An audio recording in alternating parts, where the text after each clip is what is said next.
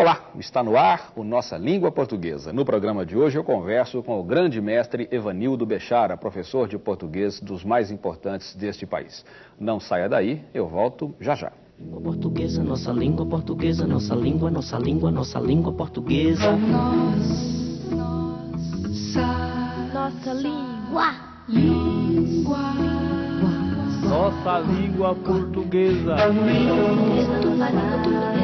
Nossa língua portuguesa, nossa língua. Nossa língua, nossa língua portuguesa. Nossa língua, nossa língua, nossa língua portuguesa. Nossa língua, nossa língua. O Nossa Língua Portuguesa de hoje recebe com muito prazer professor Evanildo Bechara, dispensa apresentações. Muito obrigado. Professor emérito da Universidade Estadual do Rio de Janeiro, da Federal do Rio de Janeiro, autor de vários livros, autor de um livro muito importante do qual falaremos aqui bastante. Professor, muito obrigado ao senhor pela presença, é uma honra tê-lo aqui. O prazer é meu, Professor, posso começar com este livro Pode. Importante? Pode. Né? Por sinal, citei outro dia num artigo lá no Globo. Que eu li. Ensino da gramática. Opressão? Liberdade? E eu passo a pergunta para o senhor. Logo de cara o senhor vai responder aqui se é opressão ou se é liberdade. Se é liberdade, Bom, em primeiro lugar, quero dizer da minha satisfação em estar aqui com um grande batalhador pela permanência da exemplaridade da língua portuguesa, o professor Pasquale, como outros colegas que também trabalham em consultórios gramaticais, não é? E dizer também que este tema é um tema bastante sugestivo, mas sobre o qual se precisa colocar numa posição muito científica do problema, não é? Porque ensino da gramática, em primeiro lugar, o que é gramática? Vamos então verificar o que é gramática. A palavra gramática pode ser vista sob dois prismas, não é? Ou é, como se diz, não é?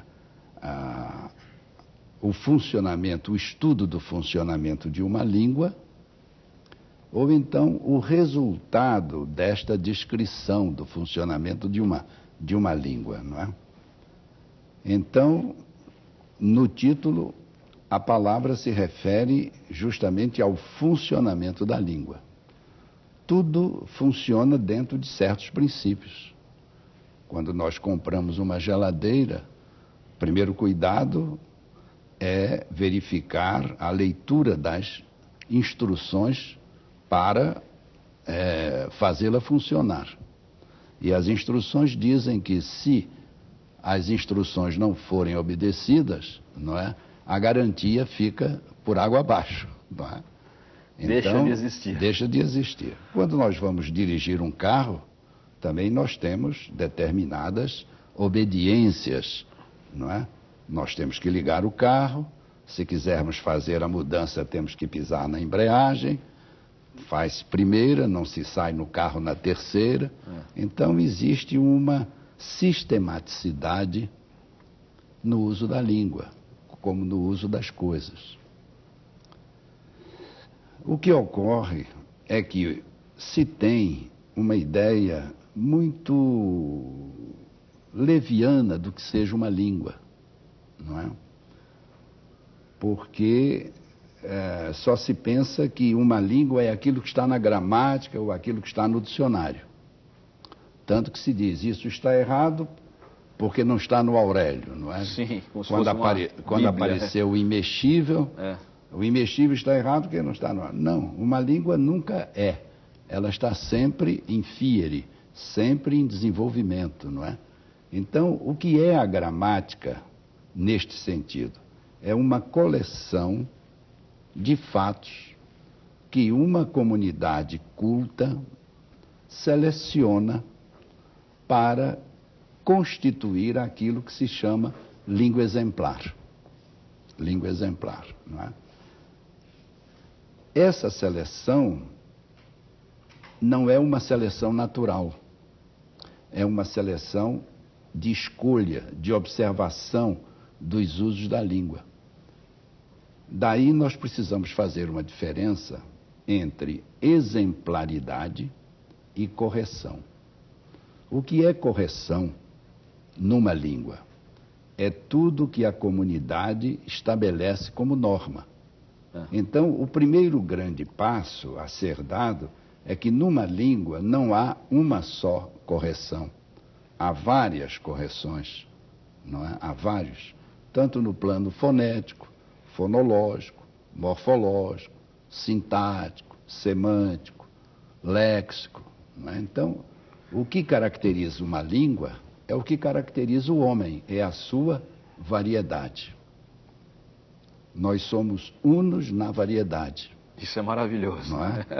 Na variedade. Então, o que acontece? Acontece que existe uma norma da língua popular, existe uma norma da língua coloquial, existe uma norma da língua familiar e existe uma norma exemplar, que é aquela norma a que um homem culto procura atingir, procura dominar na hora da sua expressão, quer técnica, quer artística, não é? Quer lírica, quer científica, acadêmica, etc. Não é? Então, o senhor até cita alguém aqui que fala disso, das atividades, como é que é, do espírito, mais elevadas de espírito e por aí vai. Tanto que a grande missão do professor é transformar um aluno num poliglota na sua própria língua. Sim.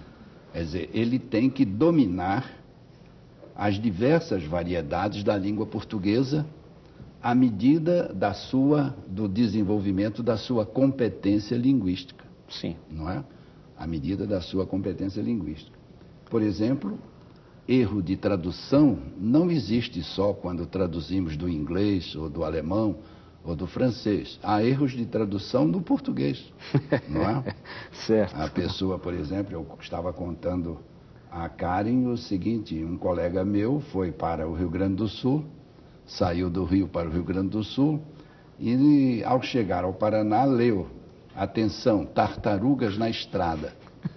Ele aí disse: a senhora, olha, eu vou diminuir a marcha, a primeira que aparecer a gente leva de lembrança. Né? Passou Paraná, Santa Catarina, Rio Grande do Sul e nada de tartaruga. Depois ele veio a saber que tartaruga é o quebra-mola. Né? É o quebra-mola. Então, há necessidade de o falante culto inteirar-se dessas variedades. Não é? Quando nós recebemos um convite, está lá no convite, traje esporte, traje esporte fino, traje passeio, traje passeio completo. Então, um homem educado, o que é que faz? Ele se veste de acordo com a cerimônia a que vai assistir, não é? Certo. Então, essa necessidade de se adequar às diversas variedades, isso constitui o que nós chamamos de saber idiomático. Até aí, professor, o senhor permita que eu faça uma pequena interrupção. Até aí, estamos no macro. Exato. Né? No macro. E eu diria até que, com tudo que o senhor disse, uma parcela significativa, se não muito próxima dos 100% dos linguistas, concordaria. Isso. Daí para frente é que começam as divergências. Exato. Né? E é aí que eu quero, então, que o senhor comece a entrar nessa parte que certamente será tema de alguma divergência. Pois não. Eu, por exemplo, me lembro da minha primeira aula de português quando vim do Recife. Quando fui do Recife para o Rio de Janeiro, estava no admissão e o meu professor entrou em sala e com uma voz tonitruante. Naquele tempo havia o método de textos para corrigir, não é? Sim. E ele então olhou para a turma e disse assim: meus alunos, eu quero que vocês corrijam a seguinte frase: fui no armário. E ele deixou a turma trabalhando. Quando ele percebeu que cada aluno de per si não atinava com o erro, entre aspas, ele então permitiu que a turma se juntasse em grupos de 3. E assim eu fiz. E no meu grupo havia um colega que tinha assim uns ares detetivescos e disse, olha, repararam que ele pronunciou mais forte armário, porque ele queria que colocasse o acento, não é? Estávamos na década de 40, tinha saído a reforma ortográfica. Já estavam em vigor as 43. regras. Aí, armário, aí dissemos, é verdade, ele disse isso. Então o erro está aí. Aí levantamos a mão e o professor disse, corrigiram? Corrigimos, sim, senhor. E qual é a correção? Fui no guarda-roupa. Fui no guarda-roupa. Ora, o que é que acontece aí? Acontece aí uma falta de habilidade pedagógica. Por quê? Ir no armário, ir na cidade, é uma norma de uma variedade de língua.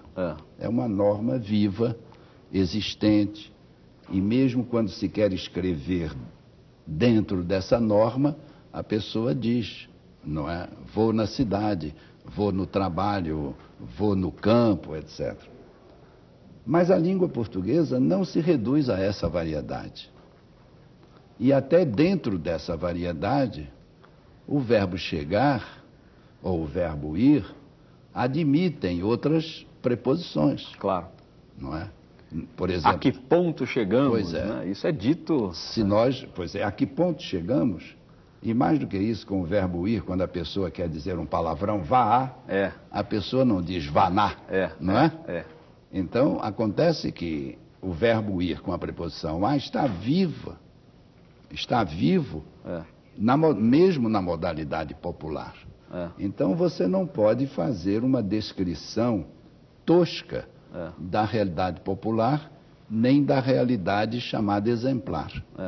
Agora, o que ocorre é que, se o aluno vai à escola, ele vai à escola para alçar uma posição social. E esse alçamento de posição social obriga a que ele se inteire da chamada língua exemplar. Não para viver encastelado nela, de tal maneira que só se possa dizer assim, mas assim como ele vai usar a roupa de acordo com a situação, ele usará também as modalidades de língua. Então, a grande tarefa do professor, como eu disse, é transformar o aluno num poliglota na sua própria língua. Ele saber distinguir e usar essas variedades. Agora, é realmente uma atitude empobrecedora, a atitude popularizante daqueles professores populista, demagógica, que acham que se o aluno diz é o que ele deve dizer, como também é uma atitude elitizante, aquela que ele não pode dizer assim, só pode dizer dessa maneira, porque as duas atitudes estão tirando a riqueza da língua, que é justamente a variedade. Claro. Muita gente até fala em nome de Paulo Freire e tal, parece que não leu direito, né? Porque o Paulo Freire dizia justamente que a criança deve ser tratada com respeito. Exato, a língua que ela traz de casa é aquela e pronto, válida, mas ela precisa ser introduzida num outro universo, devagar e tal.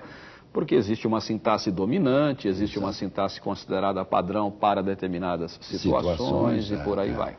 E é por isso que muitas vezes o aluno vai fazer um concurso e se sai mal, pensando que fez uma bela prova. Exatamente porque na língua do concurso lhe vai ser exigida a modalidade padrão, a modalidade exemplar, não é? Sim. Bom, nós vamos fazer um pequeno intervalo. A entrevista com o professor Bechara continua num próximo programa, mas ele permanece com a gente porque ele vai participar da segunda parte com aqueles nossos tradicionais módulos, com algumas explicações específicas aqui de questões da língua. Nós voltamos já já. Nós estamos de volta para a segunda parte da nossa língua portuguesa com hoje um programa de luxo, né? Porque temos aqui um mestre Evanildo Bechara. Professor, nós temos aqui um jornal, não vou dizer o nome do jornal, nem a cidade em que ele é publicado, mas há um texto aqui recheado de coisas que numa linguagem desse padrão, linguagem jornalística, talvez não né? A coisa destoe, né? Pois é. Então eu vejo aqui, num outro jornal, um quadrinho, personagem conhecido, o Agar, que diz assim: sou Agar o terrível e sempre consigo o que estou afim. Né? Aí o outro personagem diz assim: cometeu um erro de gramática, senhor. Uma pessoa instruída diria aquilo de que estou afim. Esse caso é típico da pessoa que quer perturbar indevidamente? É isso, aquela história da adequação, isso. Da adequação à variedade? Como é que é isso? Não, aí pelo jeito é uma brincadeira, não é? É uma gozação com todos os professores que trabalham com língua portuguesa, não é?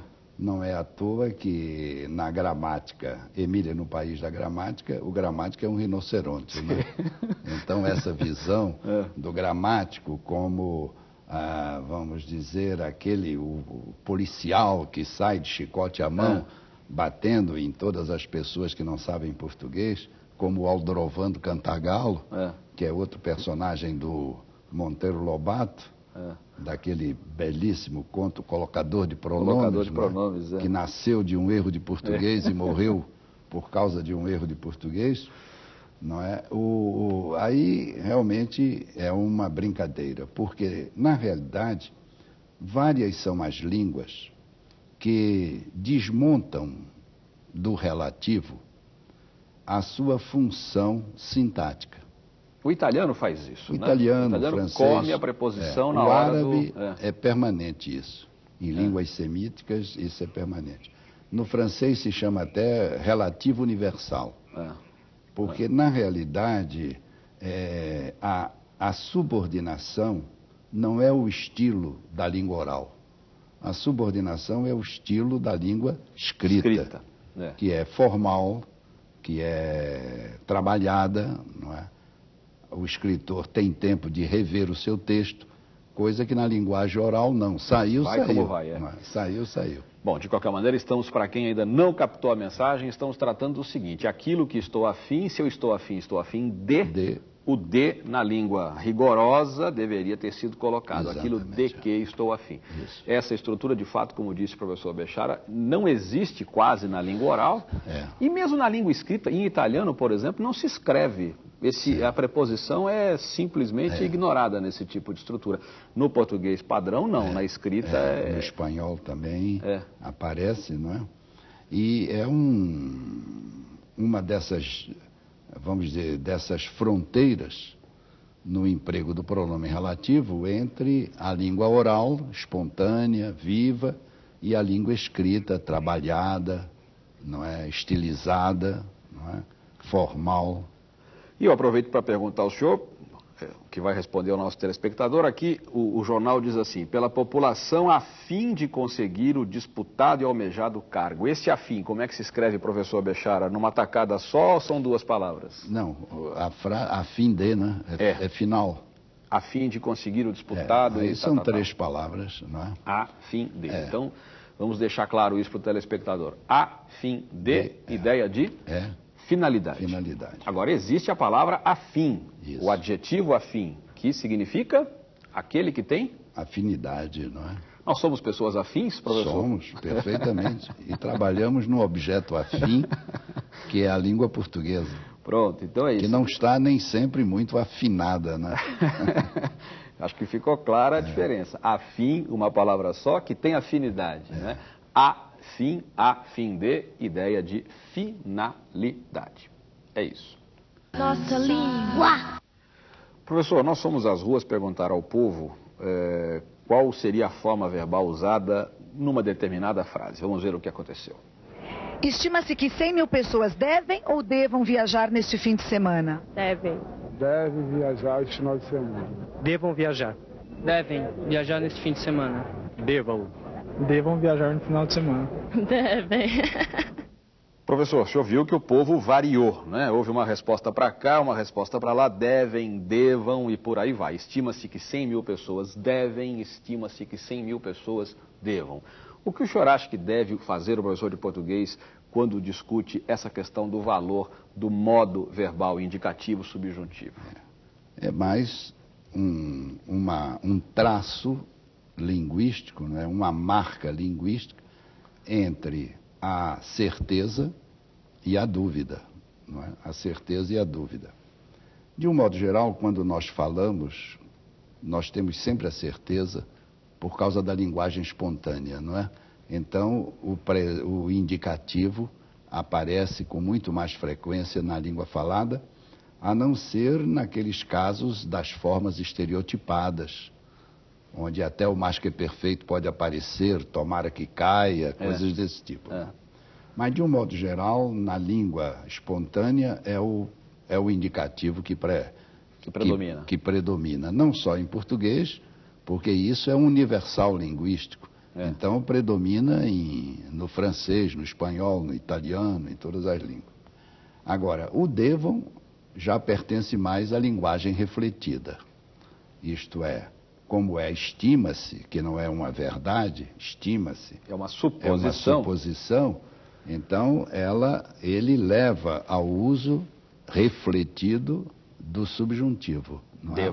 Devam. Ou seja, estima-se que o governo deve, estima-se que o governo deva, estima-se que haja no país, ou melhor, para manter a ordem, estima-se que há no país, estima-se que haja no país, numa linguagem, esquecendo agora a linguagem oral, espontânea, numa linguagem mesmo escrita, refletida, é até possível que se use o indicativo, desde que a intenção seja caminhar mais para a certeza do que para a dúvida. Exatamente. Então, que fique claro, o indicativo, no caso devem, põe a informação no plano da certeza, o subjuntivo, no caso devam, põe a informação no plano da especulação, da hipótese, da suposição, da dúvida. Fica a critério de quem diz ou escreve de acordo com aquilo que quer ressaltar. Exatamente. Não é isso, professor? Verdade. É isso. Professor Bechara, eu convido o senhor agora para ouvir um trecho da música Eu Vou Estar. Quem canta é o grupo Capital Inicial. Há um trechinho que interessa para a nossa discussão aqui. Vamos lá. Embaixo da cama, nos carros passando, no verde da grama, na chuva chegando, eu vou voltar.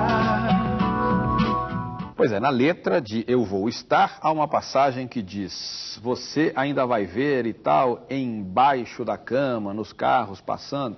E num outro bloco nós falamos do afim e mostramos que afim é uma coisa, afim é outra coisa, né? Agora, o senhor mesmo dizia depois, comentando comigo, isso fora do ar, né? A história da grafia, que em português há muitos desses problemas. Grafamos o portanto numa tacada só, o por isso em duas palavras e tal. E aí? O grande problema é que em ortografia portuguesa temos muito que fazer. Há muito que se fazer, não é? Nós já resolvemos com felicidade os problemas de etimologia. O emprego de S, Z, CH, X, praticamente esses problemas estão resolvidos quando as palavras têm etimologia, não é? Quando as palavras não têm, como as palavras das línguas indígenas e africanas, então nós usamos uma convenção. Que nem sempre funciona, né? Que nem sempre realmente funciona. Agora, fica fora da ortografia, e é problema que as academias, ou melhor, sobre os quais as academias se devem voltar, não é? Uma série de questões, por exemplo, essas palavras que se escrevem junto ou separado, o emprego do hífen, não é? Caótico. O emprego do hífen, o emprego do apóstrofo, não é? E a ortografia portuguesa seguiu um caminho perigoso, Porque o que é ortografia? É uma sistematização da representação gráfica da realidade oral. E o que é que a ortografia portuguesa procurou ser? Ela procurou ser ortografia, procurou ser ortoepia, procurou ser prosódia, procurou ser semântica, na medida em que por exemplo, fio dental. Se fio dental significa a linha para tirar detritos do dente, se escreve separado. Se for o maiô, o biquíni sumário, não é? Então se escreve junto. Então já não é mais ortografia. Por isso é que não se pode chegar por aí a uma sistematização da ortografia portuguesa no Brasil, em Portugal, etc. Por quê? Porque nós acentuamos demais. Colocamos acentos desnecessários. E esses acentos desnecessários trazem à luz do dia as diferenças naturais entre o português do Brasil e o português de Portugal. Então, isso fica a casa da mãe Joana. Mas, para a gente deixar o nosso telespectador com uma resposta em relação a este caso aqui, embaixo da cama... Embaixo, quando for o posto aí em cima... Só que em cima se escreve separado e embaixo se escreve junto. Quer dizer... Isso é em virtude de uma visão distorcida dos técnicos daquilo que se chama ortografia. No dia que se sistematizar, por exemplo, emprego do hífen, no caso dos prefixos, etc., a regra é simples. Se os dois elementos, a regra geral é evitar o hífen, abolir o hífen. Agora, se a junção dos dois elementos levarem a uma pronúncia errada, aí vamos escrever... Subregional, né? Pois é. Subregional. Subregional. Pronto. Por exemplo, nós dizemos que sublinhar se escreve junto, mas o próprio dicionário põe lá entre parênteses B-LI, não é? Então, se a pronúncia exemplar, embora haja a pronúncia sublinhar, que é frequente em Portugal, em Portugal só se diz sublinhar, mas se no Brasil a norma é sublinhar, a norma exemplar é sublinhar, então vamos escrever separado, porque escrevendo junto leva o falante a pronunciar, sublinhar mesmo, não é? Claro. Bom, professor, obrigado pela sua participação. Foi um prazer. E oxalá a língua portuguesa seja estudada com o entusiasmo que nós vemos aqui no programa do nosso professor Pasquale. Voltamos na próxima semana. Tchau.